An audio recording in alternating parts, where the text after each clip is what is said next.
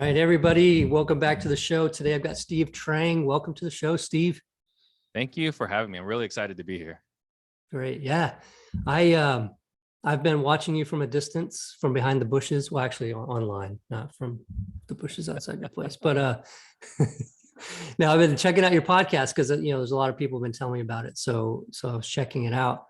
And that led me to a book that you've got called Active Listing. And I listened to that, I got that in audio. And I listened to it and thought it was brilliant. I love the idea and the focus behind it. But before we dig into, so I'm hoping that we can talk about that today. But Absolutely. Let's do that. and before we dig into it, though, let's find out a little bit more about you in case anybody listening hasn't already heard of your podcast or about you. Okay. So how far you want to go, or how far back you want to go, or what do you want to, what grounds you want to cover? Because there's a ton of history, right? Lots of failures. So like, where do you want to start? Let's do that. I always like to hear everybody's story, and so we'll start from wherever you want to start. Okay. So I'll just start on just the real estate side. So Okay. when I decided to jump into real estate, like so many people, right? The Purple Book, Rich Dad Poor Dad. So I have a master's degree in electrical engineering, had a really good paying job. Not that great compared to what we make in this industry, but with your eyes closed or with the blinders on, like, you're living a pretty good life making 70, 80,000 a year with benefits, right? So I was, so again, with a master's degree, electrical engineering, working at Intel. Then I read this book. I was like, oh, there's another way to create wealth that doesn't involve working until I'm 55 or 65. Well, let's check that out. So, started buying rental properties with my best friends, met a real estate broker, got shiny object syndrome, and became a real estate broker versus buying rental properties, because as an entrepreneur, that's what we do. We get distracted easily. So I was a realtor. I still am a realtor, but got my real estate license when I met him, because basically I said, I like what you're doing. You get to basically just eat dinner with people and like talk real estate. And that's like your life. And it's like, well, what do I got to do, right, to do that? And he said, go get your real estate license, teach you everything I know. So got this cushy job. This is 2007. I got my real estate license in 2.5 weeks, submitted my 2 weeks notice, and I jumped in both feet in the real estate. Not a good time, 2007. So I failed a lot. I kind of mentioned that earlier. So one thing I have to my advantage, a weakness as well, but generally to my advantage, is that I have irrational confidence that I'm going to crush whatever objective I got ahead of me. And so that was not the right thing for 2007 and 2008 or 2009. So my very first full year in 2008, literally reported negative 50,000 to the IRS on my 1040. My expenses exceeded my revenue by $50,000. And this is around the same time that the D words dropped a lot, because, if there's anything that your wife wants, it's financial stability. And the number one reason why people get divorced is because of finances. So we made it through. We struggled. We made it through. As a matter of fact, at some point, she actually got a second job to help me support my dreams. But that was probably the very first failure. And then along the way, right, there's so many times where you think you got to figure it out. I want to say like it's like 9 or 10 times I think I had it figured out. Like, oh, PPC works, I'm going to crush with PPC, and then that stops working. You just build a team and if you build a team, they do all the work. You don't have to cold call anymore. That's gonna be great until they leave and compete against you. So like, there's been so many things as like aha moments that turn out to not be what you thought it would be. So so as real estate licensee, started a brokerage. Everyone said don't start a brokerage. It doesn't work. It's like, I'll make it work. Didn't work. Actually, in the process of shutting it down. We do wholesaling, flipping, sales training is our core focus at the moment. But I mean, there's a lot of history, 15 years of failures, but pretty happy with where we are at the moment. Nice, man. Thanks for sharing, the failure part of that, because that's usually skipped over and it makes it look like, yeah, I decided to flip houses and wholesale and I just started making all this money. It was so easy. But yeah, it's usually really easy. It's all really easy, except for the people component. And this business doesn't work without people. You can't automate this. So like the systems work usually, right? You got a CRM, helps reduce the brain damage, right? Until like the one day the APIs don't work and Zapier doesn't work for whatever reason today. But besides that, like technology has a pretty good 95, 98, 99% uptime. but people do not have a 90% uptime. So Hmm. Yeah, I that is the had my greatest share challenge. of that today too. So yeah, I almost wanted to postpone the interview here because I was so frustrated. I was like, oh man, I don't know if I can switch gears, but yeah, Yeah. that does happen. So I'm glad I'm not the only one.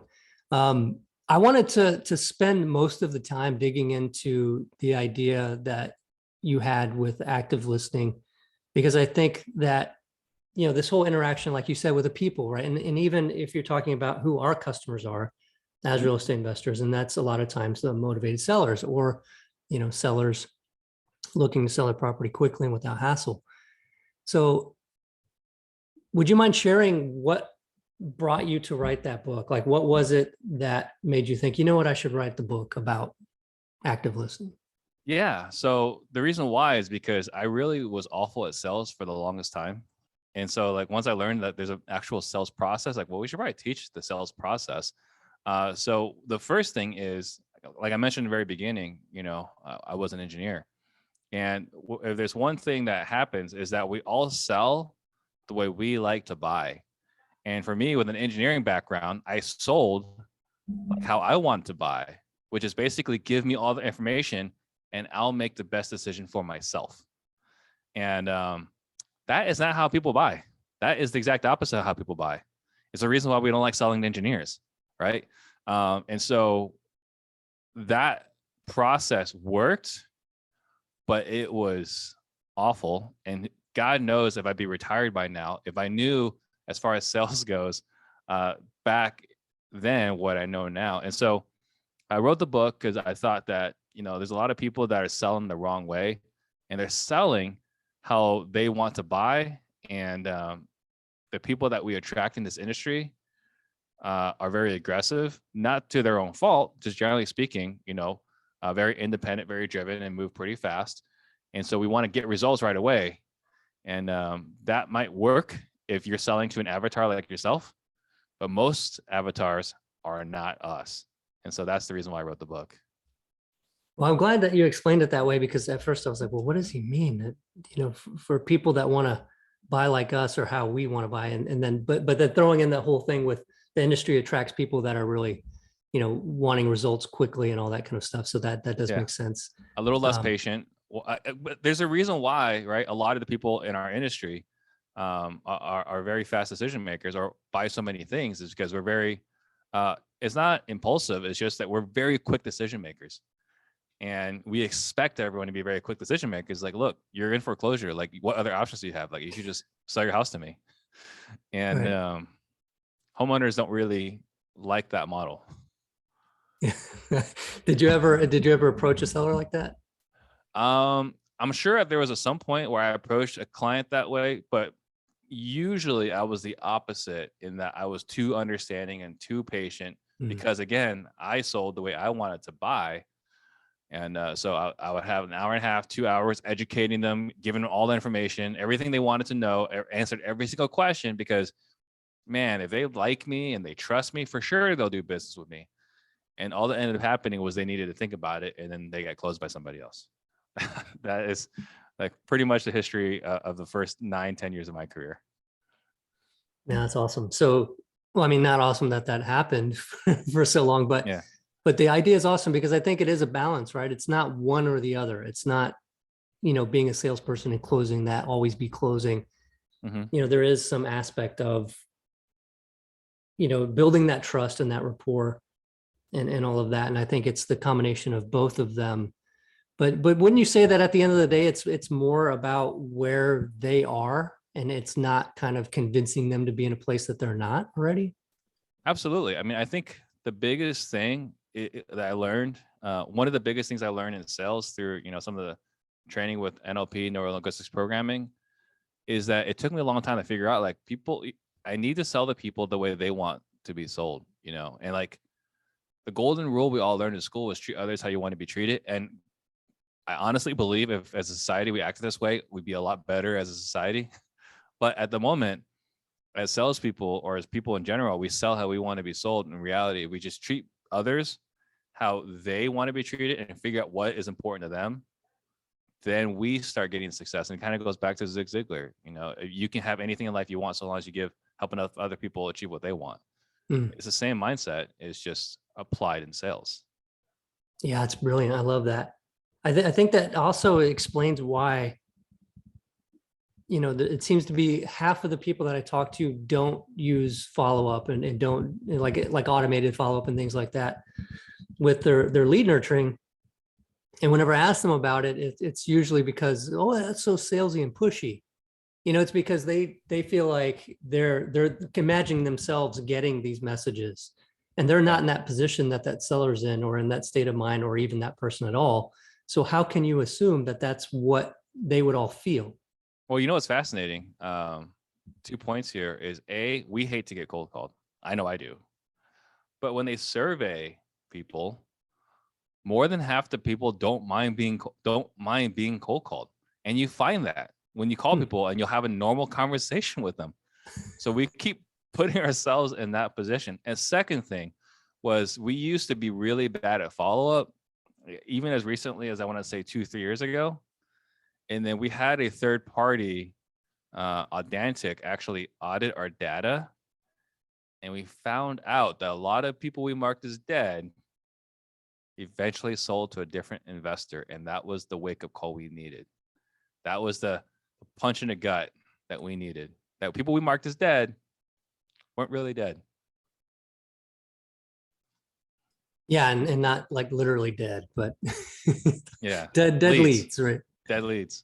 Yeah. Yeah. Turns out they weren't dead. They came back from the grave and sold to somebody else. It was very disappointing. Absolutely. But Follow-up's key. I bet that, yeah, that's eye-opening, and going back and look, yeah, because you might expect that, well, they weren't ready to sell and they won't ever sell, or they were pissed off and they yelled at me, so they're never going to sell to an investor. I don't know how many times I've heard stories of investors. My friend Don is one of them, who will get yelled at and asked to take him off the list, and he says, I don't do it, because a lot of times they'll come back and it's like they're so angry because of their situation that a lot of times they're even more motivated than the ones that will. But now I'm actually thinking, since you said that maybe that's just a half of the people that get pissed off no matter what, right? They still need your service, but they just got pissed off anyway. Yeah, absolutely. And that's something that we harp on, a lot. And it might sound weird in our sales process, because I try to teach everyone to have a big heart while they're going through this. And sales does not have the reputation of having a big heart. But you got to remember that the people we're talking to, if we're calling them, is because they're going through rough times. And when they answer their phone and they're pissed off at us, there's one of two things going on. Either they're having the worst day of their life, right? They didn't plan to be in the situation. Or B, because they're having such a tough time, everyone is literally calling them. And so they're irritated with that. So either they're irritated because they're getting too many phone calls, or they're irritated and you call them when they're having an emotional moment because life is happening to them, right? And so for us, that is not a reason to take them off the list, because they might be having a bad moment today. Doesn't mean they're gonna have a bad moment tomorrow or next week or 2 weeks. And that was, again, very eye-opening for us as business owners. Yeah. And I guess that's the thing. It's right. You have to look at the data. And if you're not measuring what is occurring in your business, then how can you really know what is actually happening, right? You can have this gut feeling of, well, I think, all these leads suck, right? All these people, none of them want to sell, but the fact of the matter is that they end up selling to somebody else. It's just that you didn't approach it in the right way, or see it from that perspective, or the system, right? Again, like, you have a CRM for a reason, right? Like either you're not using the system correctly, or your approach is off, or you just need to touch it more often because that day just wasn't the day. Right. Yeah. So use the data to pinpoint where you should be looking at improving your business, right? And I don't know about you, but I spent probably 7 years in the business just cranking. It was I want to do more deals. My goals for deals got bigger every year. And the only way I knew to make that happen was to do more marketing and generate more leads. Mm-hmm. And that was my entire focus. I probably did once in a while, but got bored with it and just went back to trying to create, generate more leads. But it was never stopping and slowing down and looking at what happened to the leads that actually came in. Like what did we do with them And how did that interaction go? And, did we close as many as we could have? And the answer was absolutely not. Never do. And the other thing too, though, is just not just that, but you also got the law of diminishing returns. Is that as revenue increases, profit does not match, and it took a long time to figure that out. Probably took 7-8 years in the business before I realized, wait a minute, my profits is not increasing with revenue. What the hell am I doing? Why am I killing myself? Took a long time to figure that one out. Yeah, you see that in a lot of the mastermind groups with people talking about big ones, and then you ask, well, what's your profit at the end of the day after all of that? And it's most of the time smaller than the people running the smaller operations. And not all the time, but sometimes. And that's kind of, that's scary, right? Because it's a quick way to burn out too. But let's dig into the active listening. It's actually 2.0, so it's the improved version. The first version, I'm not sure what happened with 1.0, but the first version is what they taught to other people, right? Like it's every corporate trainer that comes in is like, you need to actively listen. You need to be proactive, right? Like they say these things, but then I think it's not really done well to explain what it means to actively listening. So that's the reason why we wrote the book, was to actually maybe help emphasize or clarify what it means to actively listen. All right, let's dig into that. What does it mean to actively listen? Yeah, I think if we could, in a way, articulate what is keeping the homeowner up at night, what is causing the distress. So what's causing it? How is it going on? What have they done to fix it? How long has it been going on? Has it showing up the rest of their lives? If we can articulate back to them what is going on in their lives through listening, I think you'll build way more rapport than talking about the weather or their car or the local sports team. I think that's building true rapport. But then also identifying by asking them what the ideal outcome is for them, what the ideal scenario, where they're going after they get the money, what what's going to feel like after they're out of this hole that they're in, and be able to articulate back to them. So articulate by actively listening, so then you can repeat back to them what is keeping them up at night, what's causing the stress, and then articulate back to them what an ideal outcome is and what it's going to be like once they achieve it. I think if you can do those two things, there's no way you haven't earned the right to get their business. And that's, I think, the key here in active listening. Yeah, that's interesting, because it's the repeating part back, the repeating back part of that whole scenario of listening and then repeating it back to them multiple times. So you imagine that makes it to where they actually feel more of where they're at because of that. It's like, because you're kind of painting the picture of where they are and where they want to be and what things could be like without the problem. And so you're kind of drawing that emotion back in, right, to the situation. Absolutely. And like, you call people that are in foreclosure and it's like, it's not a big deal. It's like, really? Like 15 years ago, it was a shameful event to be in foreclosure. Now it's, commonplace, but you talk to someone that's in foreclosure, it's no big deal. It's like, really? Like, it's not affecting things at home. Your wife's not freaking out. You're not figuring out what you're going to try to do with your kids in school. It's not affecting your car, right? Because if you can't make your mortgage, like, how's it affecting your car? Is it affecting your credit cards? Are you losing your appetite? Are you losing sleep? Like, there are a lot of things that are happening when you're going through foreclosure. It's just a foreclosure notice is just one. It's just like a surface level thing. And so we dive deep and we ask them about it. And as we ask them about it, we, again, mirror back and articulate back to them what they've told us. But now that we've gone through all this, right, again, being able to repeat back to them the situation they're in, what's keeping them up at night. If you can do all those things skillfully, then you understand their world better than anybody else. I remember I was going through this process with somebody, and I asked them, like, do you feel like I understand what's going on in your world? And their answer to me was, I feel like you understand me better than anybody else I know. Do you think I got that business? Right? Like, because then at this point, it's not about ARV. It's not about like Well, Zillow says my house is worth 300,000. Like none of those things matter, right? At that point, I've got what's keeping you up at night, what's causing you to lose sleep, causing you to fight with your wife, right? That is that is way more important as a human being. That is going to matter far more than like, well, Zillow says my house is worth 300,000. What's your offer?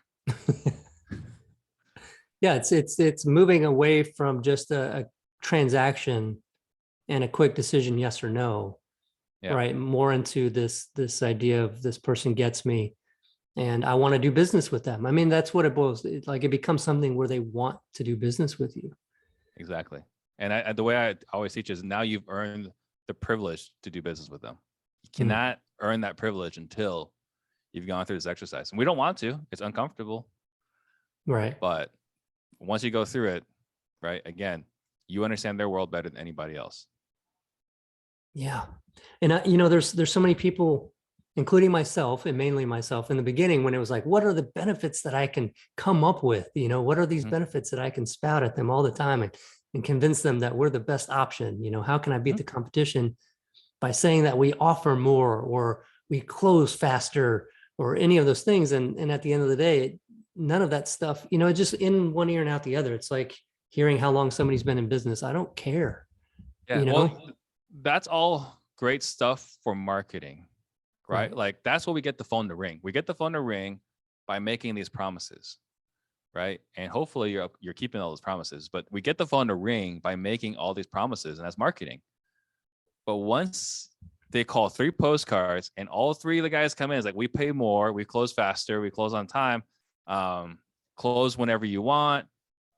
Like we pitch all these features and benefits, and the problem with pitching features and benefits, which is something that makes sense, right, logically, but the problem with that is there's no way for the homeowner to discern who's telling the truth, right? It's like every realtor is number one. Like look at every realtor marketing material. I'm number one. By what standard, right? Like maybe like if we're going through like according to your mom, you're number one. Right. But like outside of that, like how do we measure this? And there's no way for a homeowner to really discern that, to really validate that. And so then all they can really do is go based off of gut and feel. And if you can connect with them emotionally, then they'll want to work with you. But if you're trying to connect with them intellectually, like it's this bidding game, it's this dog and pony dance. And like, what do you get out of that? What are they getting out of that? You're a commodity. The one thing we push a lot is you don't become commoditized, because if you're just pitching numbers, then like my greatest fear is we're playing based off of numbers and I win. That means I was the highest bidder, which means I'm probably not making money on this deal, right? If I'm the highest bidder, our business will be in trouble in the long run. We cannot win being the highest bidder. Now, if we're a hedge fund, we can win on being highest bidder. But for, people like you and me that actually have to live off of profits, we cannot be the highest bidder. So we have to win by connecting better than anybody else. Yeah, and I want everybody listening to really let that sink in, because there's a mindset that you can get into where you're really thinking, I've got to, if someone else comes in after me and they offer more, I'm going to lose this deal.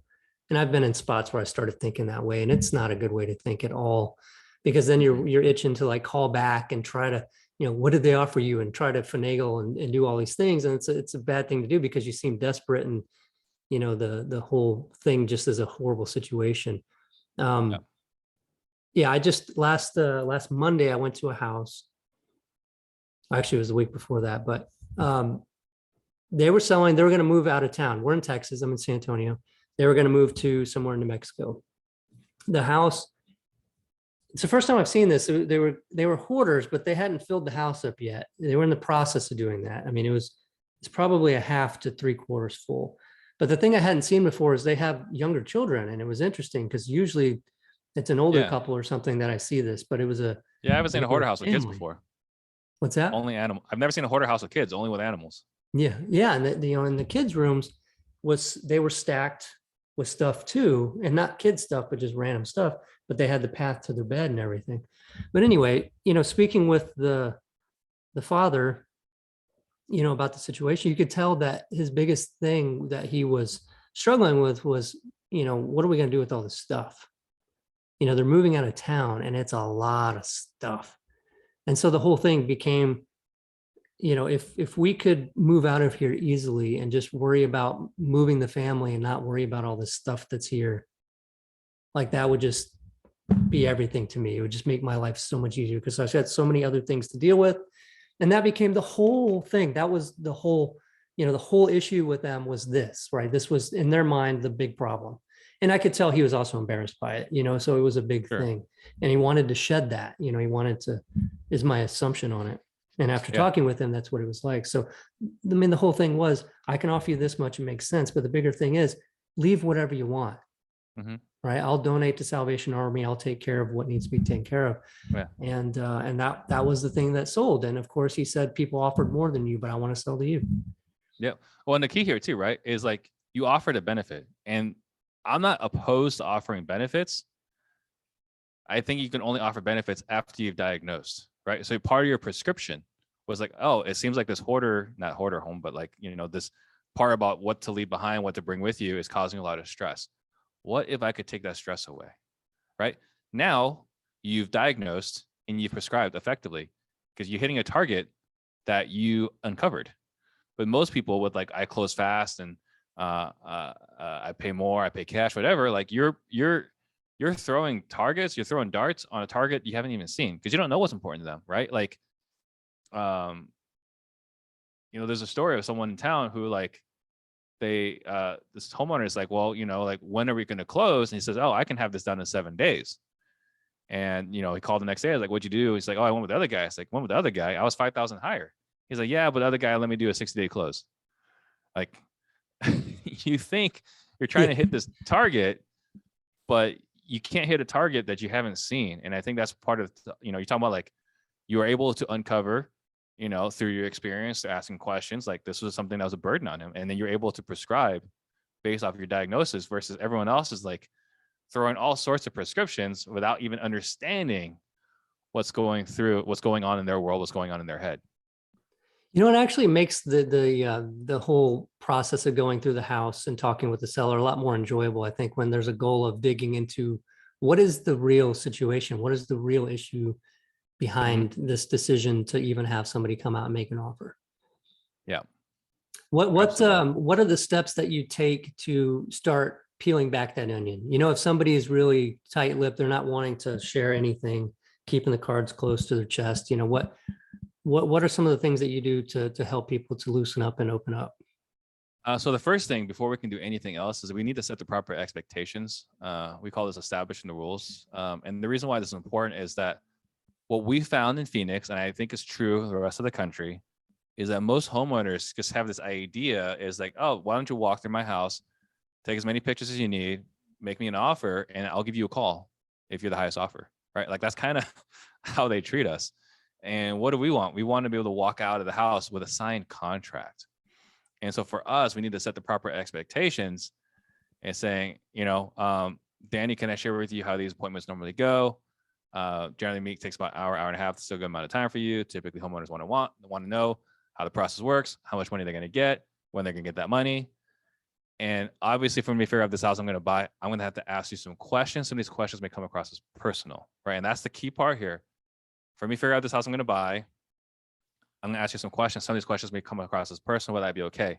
So that part, I'm just adding this part here because it goes into like uncovering and pulling back the layers. And then we follow that up with at the end, hey, Danny, if the offer we make doesn't work for you, could you tell me no? If I don't intend to buy this house, are you gonna be okay with that? If it makes sense for us to work together, what that means, we're gonna take everything we talk about today, we're gonna put it in writing. Is that fair? Right? So that's us. First 5 to 15 minutes. At some point, we're having that conversation where it's a yes, no, you're not allowed to think about it because we're gonna say some really weird, uncomfortable things to peel back the layers. So that sets us up to later on. You and I were having a conversation, and you're like, Steve, I just don't feel comfortable answering these questions, right? So earlier we got permission to ask personal questions. At this point, I was like, hey, Danny, you know what? It sounds like some of these questions you're uncomfortable with answering. Like, yeah. I was like, okay, well, here's the thing. We only have enough funds to buy just a couple houses a month. So for us, it's important to ask these questions because we want to figure out that when we buy someone's house, we're actually helping them out of a tough spot. So if you feel uncomfortable answering these questions, like you're not sure this is a good fit, that's okay. It just means that this is not one of the houses we're going to buy. So they can't play this game where they're going to keep their cards close to the chest, because if they're going to keep their cards close to the chest and they're not going to have this conversation with us about what's going on in their world, then we cannot get them emotional. And we can't get them emotional, then it's less likely, significantly less likely that we're going to be doing business together. That's just the reality, right?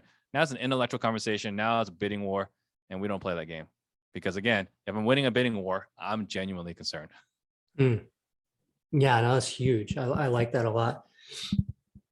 So yeah, so you might, I mean, do you find that most people will start to open up then and say, oh, okay, Absolutely. So what we found is by asking for people for permission to ask personal questions in the very first 5 to 15 minutes, it makes it a lot easier to ask all these other questions, because now they know why we're asking, or at least they're consistent with us, right? Was it Robert Cialdini talking about the laws of influence, right? You got the law of consistency in that they agree to it once, they'll agree to it the rest of the time.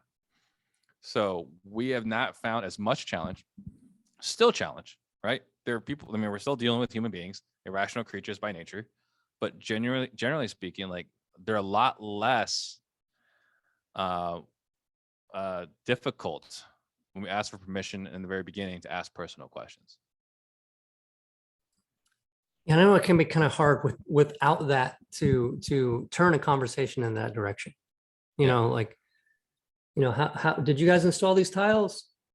Why do you have a black eye? No, not that one, but what's what that was a weird, I don't know where that came from. So what are those questions that start to get into that? Like, how do you approach it when you have no idea what it could be? Like, how do you? So the first thing I'll start off, right? And we could do a role play if you want, it's like, hey, Danny, this is, I saw the notes in the CRM, but what I found in my experience is that what I read in the CRM and what's coming across from you are sometimes different. Things get lost in translation. So if it's all right if I just ask you questions directly, right? And this kind of takes care of that problem. It's like, I already talked to your team. I already told them everything, right? So that deals with that issue.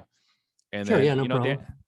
All right. So Danny, I guess my first question for you is why am I here? To make an offer on my house. Got it. So you're looking for an offer? Yes. Okay. Are you looking for an offer just to find out what your house is worth, or are you looking to potentially move? No, I would like to move. I'd like to sell the house. Okay. And where would you move to? Milwaukee. Milwaukee. Got it. Okay. And why are you selling? I've had some problems in the past, but I'd rather not really talk about that. It's really hard for me right now.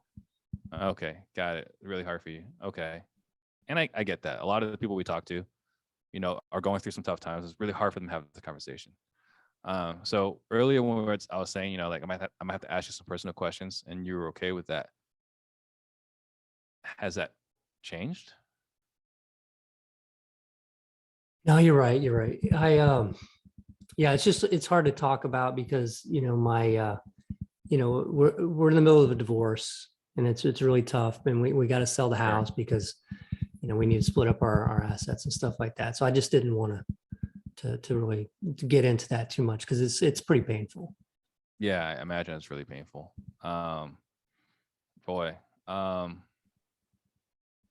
I don't want to dig too much. I guess, how long has this been going on where you had to have to sell and move? Yeah, it's probably been 6 months. It's been rough. It's been really rough. Got it. And then along the way, what have you tried to do to get your home sold? Honestly, I've been so drained and exhausted. There's not much I can do, and the house needs work. I'm afraid that it's not going to really sell with the amount of work that it has. Yeah, it's not unusual. I mean, a lot of times we found this to be the case as well. So I guess let me ask you, what is an ideal outcome for you here? Well, we just need to get an amount that makes it to where we can split up everything evenly and be able for me to be able to move back up to Milwaukee. I mean, Okay. that's really what I'm aiming for here. Okay. And do you know where you're going to in Milwaukee?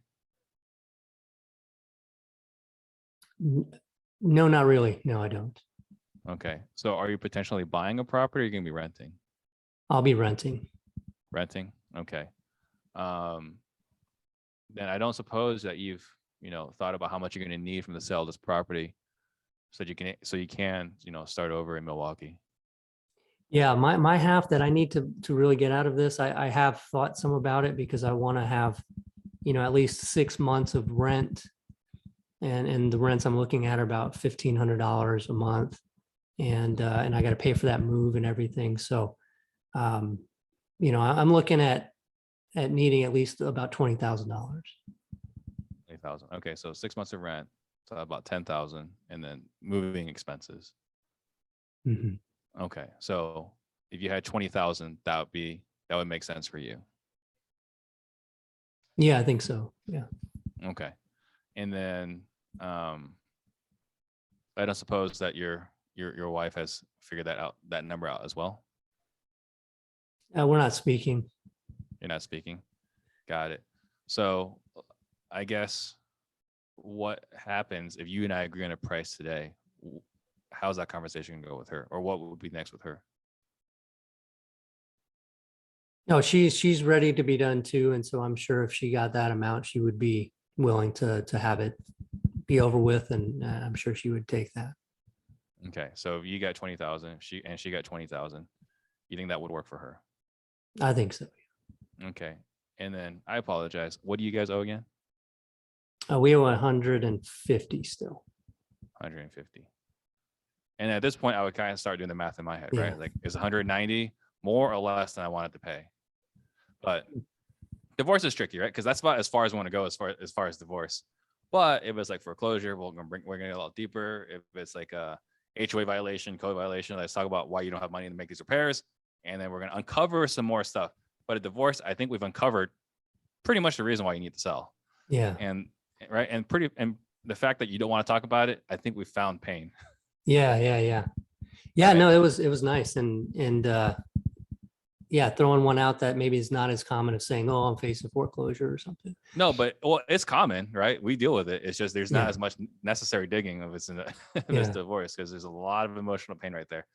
But you can kind of see like how you were talking about like uncovering is just right. Like, oh, well, earlier we just talked about how you gave me permission to ask personal questions. What changed in literally 15 seconds when you said yes 15 seconds ago, right? So that's kind of how we would have that conversation. And then the other thing too, we push a lot is like so many people are trying to find out like, well, what do you need, right, from the sell? Like how much you're looking to sell your home for? Which if we're arguing from that position, we're kind of shooting ourselves in the foot, right? Because this goes back to Zillow said my house is worth X or Y, whatever. Mm-hmm. But we can figure out what you really need. Then at that point, we can figure out whether that is enough or that is a number that we can hit. Yeah. What are you trying to do with the money, right? Right. And again, this goes back to articulating back to them what the ideal outcome is for them, right? And if we can figure out what the ideal outcome is for them, then that's something that we can work with. And most people don't need much more than $20,000, $30,000, right? And so if they don't owe that much, then this is a situation where we can do really well. And there's times where, unless I didn't dig enough or active listen well enough, but it seems, sometimes there are people that haven't even really considered that, it's trying to get as much as I can. But whenever the question is posed, oh, wait a minute, this is kind of what I need. And then maybe the number is not so high anymore because they realize they don't even need that much. And they're willing to do it because they're seeing the transformation, right? Where they could be if they did that. Yeah. And it's worth it to them, right? Because it's more about that than it is about the number. Right. Absolutely. And like, if we get to a point where you're like, no, Steve, I need 100,000. I was like, okay, so you need 100,000. That's more important to you walking with 100,000 than like being in Milwaukee and having this taken care of at this, like today, like going to bed tonight, knowing this is done. 100,000 is more important. And like waiting the next 3 to 6 months, trying to get 100,000 more important than getting this done right now. Yeah. Is that kind of like painting the picture of if you don't sell, what will it look like? Yeah. Mm-hmm. Exactly. What's the alternative? And the alternative, if you're okay with if you're okay with waiting, dealing with your wife that you're not talking to for the next 3 to 6 months, trying to get maximized market value, great. I'm just not your guy. Yeah, that's a good one. And then, with like tons of repairs and stuff like that, if the Yep. issue is more of like a bunch of repairs and embarrassment of the situation of the house, Yeah. what do you paint in those cases? If it's the embarrassment, again, it's the relief. It's the fact that like you can go to bed tonight knowing like this is done. You can rest your head on your pillow and sleep well. You never have to worry about this again. Right? Peace of mind is what we're selling. Yeah, peace of mind. Well, nice. Yeah, I think the book isn't expensive, so I think we've piqued some interest there. I hope at least we did, because it's gold. I mean, there's a lot of great stuff in there. So anybody that's listening, hopefully they're actively listening. They can go check out Active Listening 2.0 from Steve Trang. I think it's something all investors should have in their Audible or on their shelf. So Right. Appreciate that. yeah. So Steve, you've got some other things going on, and I'd like for you to go ahead and share that with the audience as well. If they want to take it a step further, what's the next step there? Yeah, so probably the next step is we do have a master class. It's basically 12 modules recorded, going into much greater detail. I covered as much as I could in the half an hour we're on this call. But I mean, we literally spend like a whole day on this. When people learn from us at our live events, whatever. So the master class, you can learn this in your own pace. You should have a link for it so that people can check it out. Yeah, I'll have that in the show notes. Yeah, but I think that's the next step, because for me, the single greatest travesty is we spent all this money finding the seller, right? Whether pulling a list, skip tracing it, having a VA, direct mail, whatever it is, and finding a seller that's willing to sell it at a price that we're willing to pay, and then fumbling that football. Like for me, that is like the greatest travesty. Like, you cannot have that happen. So it's a lot easier to find motivated sellers today than ever before, but it's a lot harder to convince them to do business with us versus everybody else than ever before. And so I think, the sales is more important today. And, I might just be drinking my own Kool-Aid, but I genuinely believe that sales is what separates us today. Like 10 years ago, if you got to the homeowner first, you had that contract, right? There was nobody else going after the homeowner. But today it's you versus an army of wholesalers in your town, right? Yeah. Other flippers in your market. So sales is more important today than ever before. I've seen the transformation in our business going from about 2.2%, lead conversion rate into deals to about 20% typically on average. And so that's 10x. And I think most of that was a result of sales training and doing the things that you talk about in the book, and then also at the workshop. And I mean, it's just, and it's not just the business owner or acquisitions person. I think, lead intakes, if you have a lead intake on your team, it's important for them too as well, because it's, everybody on your team that is interacting with a seller should, understand these things. Absolutely. And that's actually something that I've been kind of harping on. I've been on this high horse for the last month and a half, 2 months, is that, people have these VAs to set appointments, book appointments, whatever. And again, we spent all this money, right? So what I've been harping on to business owners is that these are appointment sellers, not appointment setters, they're appointment sellers. We're selling appointments. You got to overcome objections on the phone with homeowners, just like you have to overcome objections when you're trying to buy their house. And if you're treating it like an administrative position, God knows how much money you're leaving on the table. Absolutely. Yeah. So I'll put the link in the show notes, and it's also, I'll go ahead and say it now. I'll just create a link called flippingjunkie.com/disruptors. So it's flippingjunkie.com/disruptors.